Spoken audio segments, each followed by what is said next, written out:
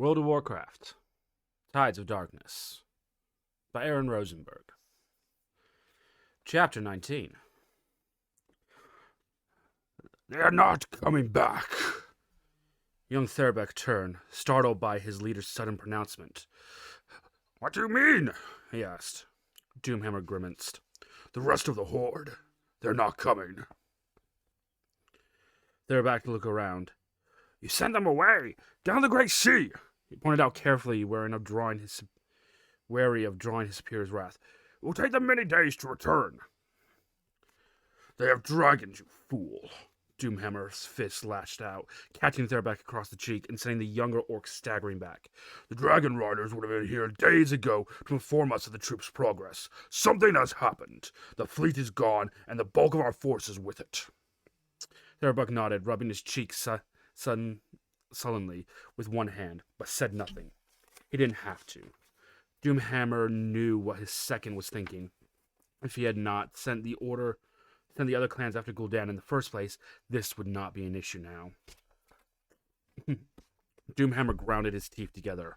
Why was it no one else among his people understood the reason behind his decision? He had seen the same look from every other orc these past few days, ever since he had ordered the retreat from Capital City.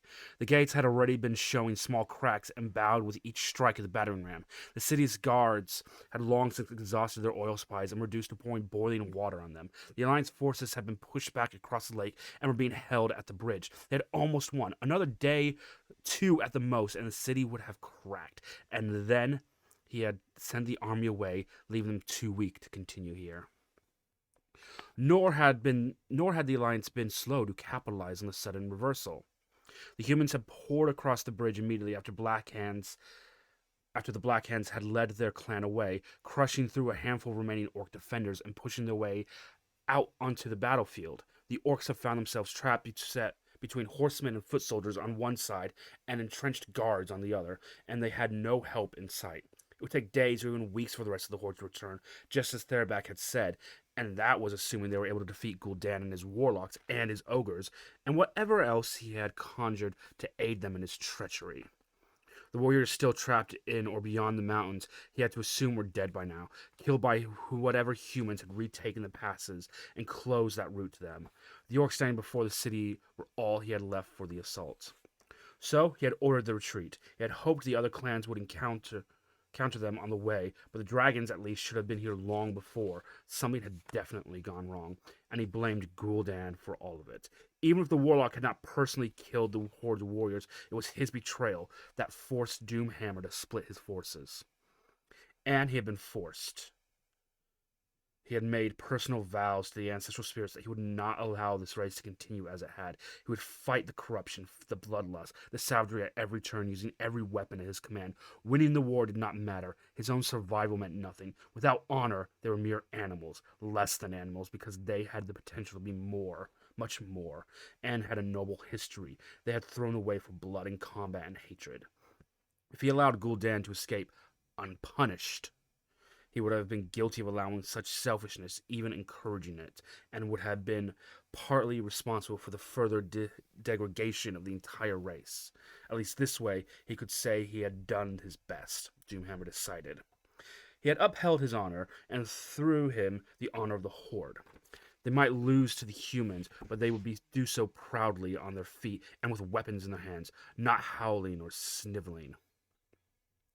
Besides, the war was not over yet. He was leading his warriors south, but to the east instead of west. Khazmodan lay there, between Lordaeron and Azeroth. It was the home of the dwarves, and they had marched through the region to reach this land. The dwarves had proven sturdy opponents, but on their mountain keeps had fallen before the might of the Horde. All except the city of Ironforge, which held fast. Doomhammer had left Kilrog Deadeye and his Bleeding Hollow clan there to oversee the mining operations that ultimately produced their ships.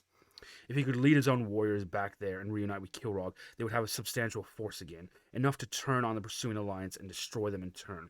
The battles would be more difficult, and their conquest would take far longer, but they could still dominate this continent and carve their out homes for themselves, provided nothing else went horribly wrong. Humans! The orc scout gasped, dropping to his knees from sheer exhaustion. To the east of us! Doomhammer stared at him. East. Are you sure? But he did not need the scout's tired nod to know the orc was not lying. How did the humans get east of them when they were chasing them the entire way, and Lordaeron lay north and west of here? Then he remembered the hinterlands. He had split off his forces there, leaving a clan behind to distract the humans while the rest marched toward Quel'Thalas. The feint had worked, and the humans had left half their own forces behind to flush the orcs from the forest there. Apparently, those orcs had never made the trek to Capital City, and now they were heading towards them from the east, which meant, if he was not careful, the two Alliance armies would trap his orcs between them and crush the last chance the Horde had for escape, much less victory. How many? He demanded of the scout, who was gulping water from his skin. Hundreds, maybe more. The orc answered finally, frowning in concentration. And some of those were heavily armored as well. Doomhammer grimaced and turned away, swinging his hammer about him in great arcs to relieve the anger raging within him. Damn them! That many Alliance warriors could lay waste to his own forces, especially with the horsemen coming up fast from behind. And he was still days away from Khaz-Modan, nor had they seen a single hint of the Dragon Riders or their other lost brethren. He had no choice. Doomhammer looked up and caught Therbek's eye. Quicker the pace, he told his lieutenant. Full run and no breaks. We reach Khaz-Modan as soon as possible. Therbek nodded and hurried off to shout orders to the other orcs, and Doomhammer growled as he watched the younger warrior go. Running felt too much like defeat, and that was something he hated to even consider, but he could not risk an open battle now. He needed to reach the Bleeding Hollow first. Then he could turn and face the restored Alliance army on more equal terms. There! Therbek pointed out, and Doomhammer nodded. Having already seen the orc scout crouching on top of the cliff. Hail, Doomhammer! The scout shouted, straightening as they approached and raising his axe to salute. The Bleeding Hollow clan welcomes you to Khaz-Modan. Many thanks, Doomhammer shouted in reply, holding his black stone hammer aloft so the scout would recognize him easily even from a distance. Where are Kilrog and the rest? We have made camp in the valley back within the mountain proper, the scout answered, leaping down to a lower ledge so they could converse more easily. I will run and tell of your approach. He glanced up, and Doomhammer knew he was surveying the mass of warriors behind him. Where is the rest of the horde? Dead, most of them, Doomhammer replied bluntly. He bared his tusks as the scout's eyes widened in surprise. And we have Alliance forces marching fast behind us. Tell Kilrog to ready his warriors for battle. The scout seemed about to ask another question, then thought better of it. Instead, he saluted and darted back up the cliff, disappearing over the rise at the run. Doomhammer nodded. At least they would have the Bleeding Hollow warriors beside them when they stood to face the humans again. Kilrog was a clever old warrior, still powerful despite his years, and his clan was fierce and warlike. Between the Black Rock and the Bleeding Hollow, it would still be more than a match for the Alliance. We cannot fight them, not with our full force. Doomhammer stared at Kilrog as the other chieftain shook his head, his face glum and resolute. What? Why not? Doomhammer demanded. The dwarves! Kilrog replied curtly. The dwarves? At first he thought the chieftain meant the Griffin Riders, but Airy Peak was far from here. He could only be referring to the dwarves that lived in the mountains. But we crushed their armies and routed them from their citadel. All but one, Kilrog corrected, glancing up so both his good eye and dead, scarred one stared at Doomhammer. We have not been able to crack Ironforge, and I have lost many good warriors in each attempt.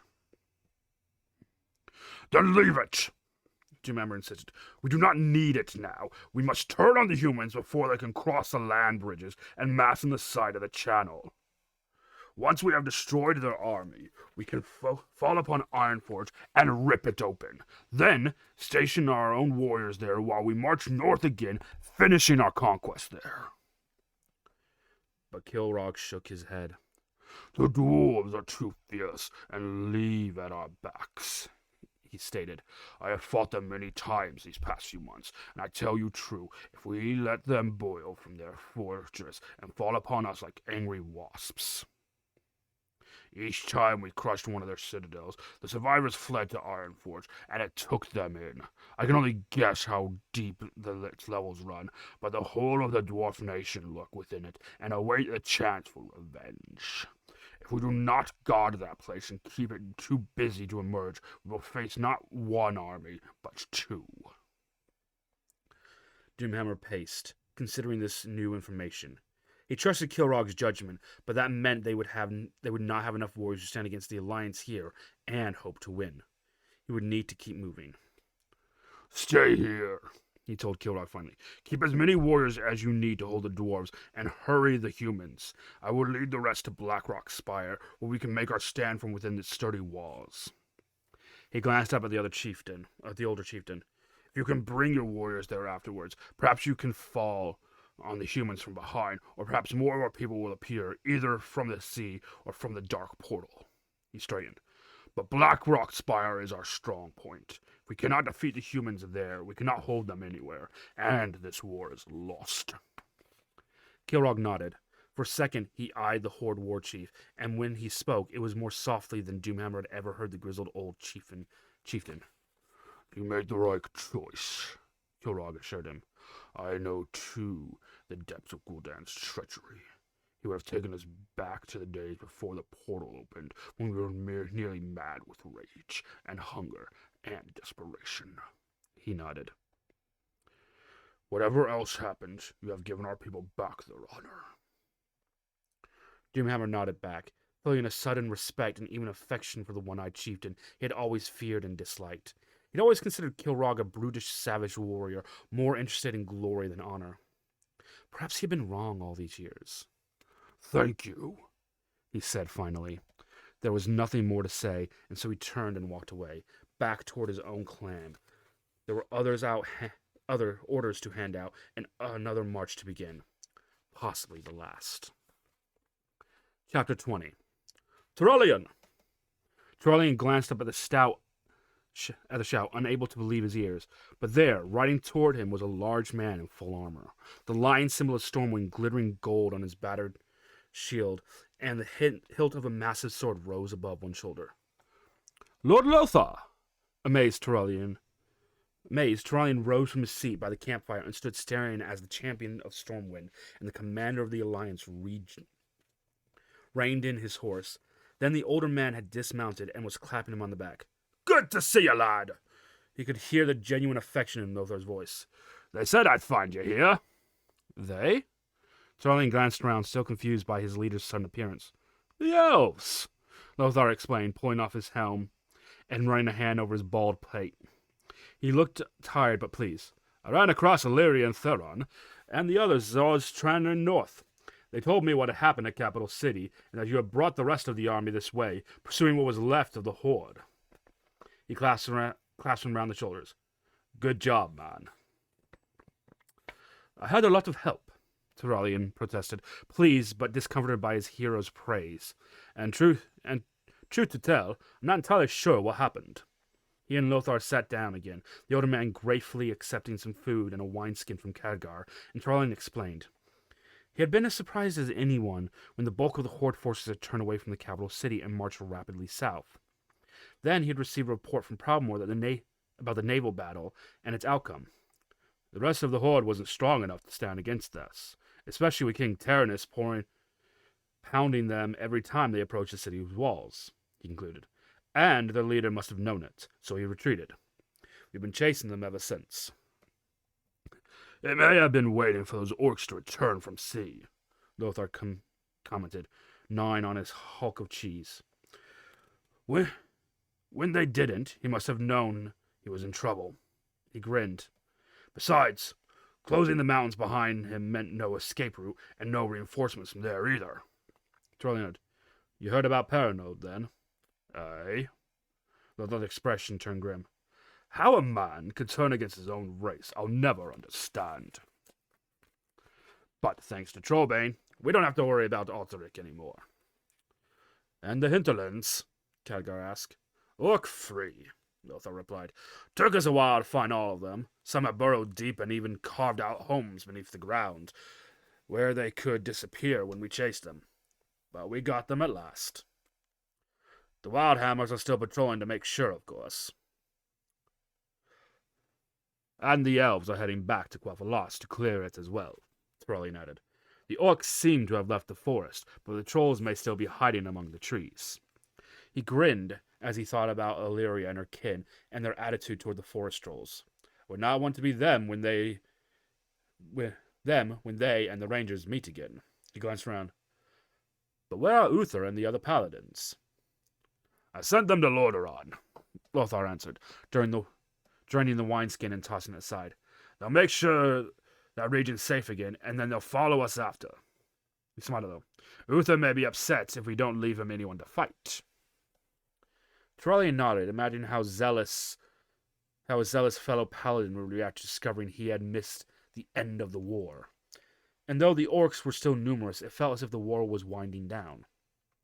He had thought they were all finished there by Capital City, but when the bulk of the horde had left, it had changed everything, and the horde had been growing smaller and more desperate ever since. They may be trying to hold up here in Khazad-dûm, Khadgar was saying, but Thralian shook his head. He was pleased to see that Lothar are doing the same. They'll have the dwarves. They'll have the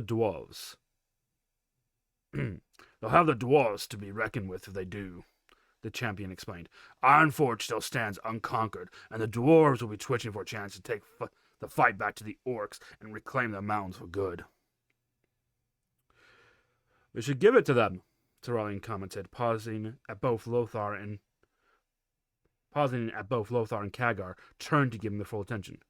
We can detour to Ironforge if the orcs aren't going there themselves and use the Griffin Riders to keep tabs on the horde's path. If we free the dwarves, they can hold the mountains, preventing any chance of the orcs returning this way. They'll also hunt down any orcs still hiding among the peaks. Lothar nodded. Good plan, he said with a smile. Let the troops know when we begin our march in the morning. He stood and straightened slowly. For me, I need sleep, he explained, sounding a little annoyed at himself. It was a long ride. I'm not as young as I was. But he favored Thralian with a serious glance before turning away. You've handled yourself and the troops well while I was gone, he said, as I knew you would. Lothar paused, and a look of mixed sorrow and respect crossed his face. Lane, he said softly, you remind me of him. You have his courage. Thralian stared, unable to respond. Khadgar stepped beside Thralian as the older warrior walked away. Looks like you won his respect after all, the mage teased at him. He knew how much Thralian valued the champion's good opinion, and how he worried that he would fail the Alliance commander. Shut up, Thralian said, absently shoving Khadgar lightly, but he was smiling as he arranged his own bedroll, collapsed upon it, and closed his eyes, trying to get a little rest before they moved out again. Attack! Lothar shouted. He had his greatsword out, its golden runes catching the sunlight, as he charged up the wide path curving round the snow-topped mountain peak. Near the top of the peak, the rock had been planed and polished and carved into a massive wall, complete with windows that pierced the stone far above.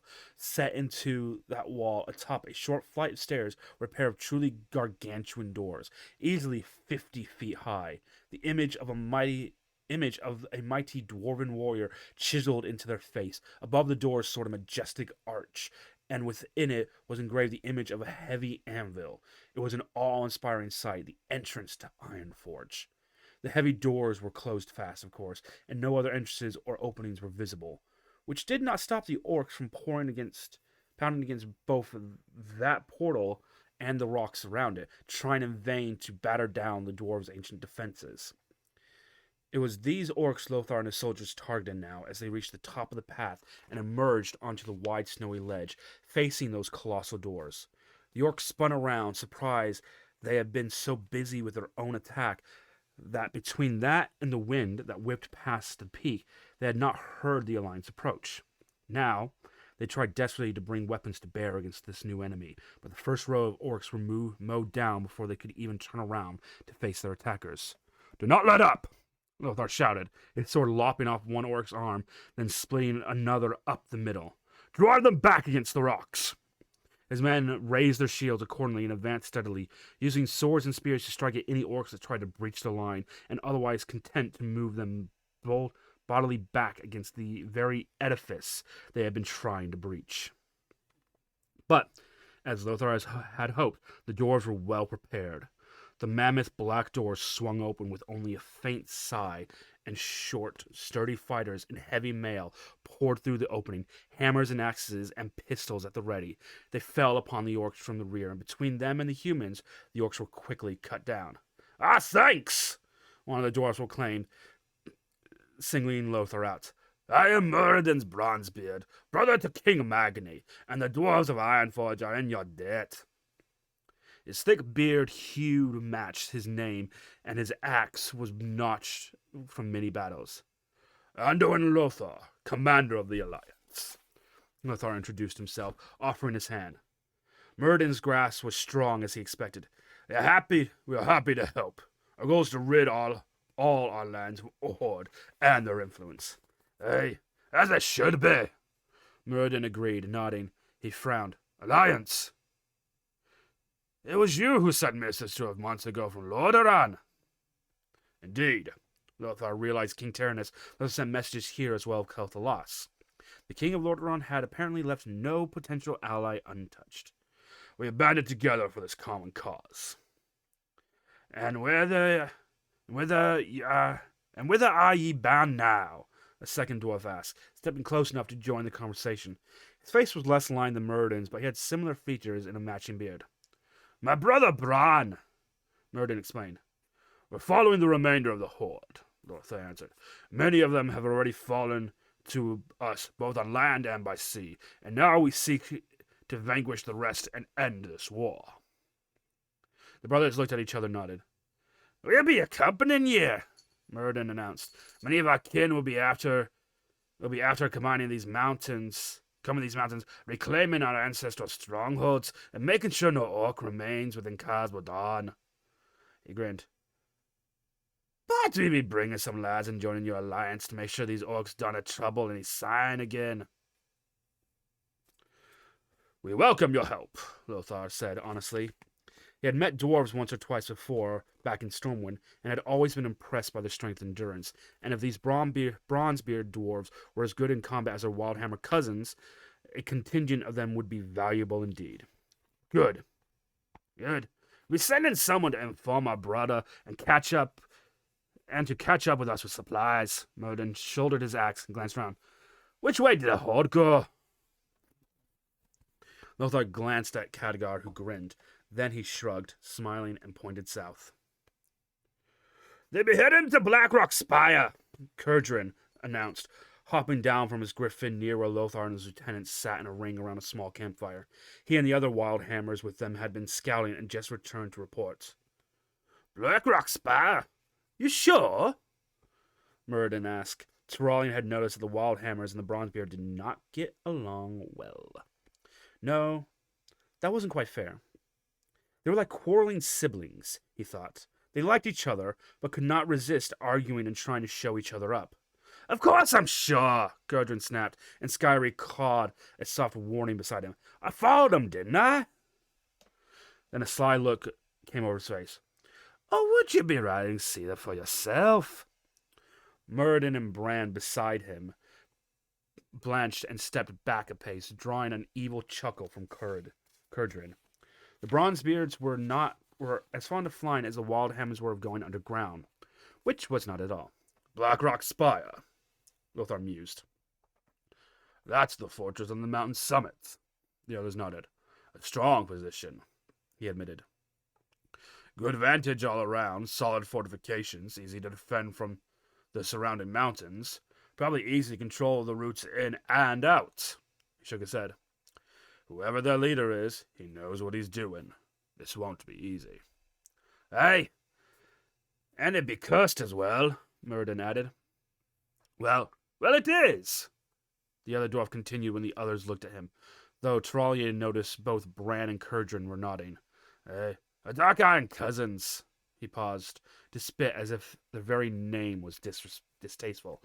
"Built that fortress, but something far darker lives there now beneath the surface." He and the other dwarfs shuddered. If there was something else there, it didn't disturb the orcs, Lothar pointed out. They'll fall back there, and getting past the defenses will be a problem. But we can do it, Turalian surprised himself by saying, we have the number and the skill to take them down.